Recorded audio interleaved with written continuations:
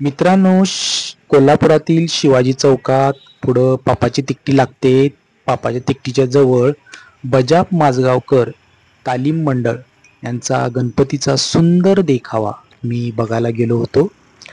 तर मी पुढं गेल्यावर मला तिथल्या छोट्या भाविक मुलानं मला गणपतीच्या आरतीचं पुस्तक दिलं, जे खिशात ठेवायच्या मापाचं होतं. त्याच्यामध्ये सुंदर आरत्या होत्या.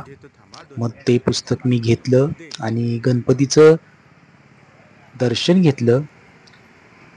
गणपती इतका सुंदर होता. मी बराच वेळ इथं होतो. मी गणपतीच्या पाया पडलो. त्यानंतरनं मला त्यांनी मोदकाचा प्रसाद दिला होता. सकाळी सकाळी मोदकाचा एका भाविकानं प्रसाद आणून दिला होता. तो गणपतीला दाखवला आणि त्यांनी सगळ्यांना वाटायला चालू केलं आणि तो मी प्रसाद घेतला. प्रसाद इतका गोड होता, मला खूप आवडला.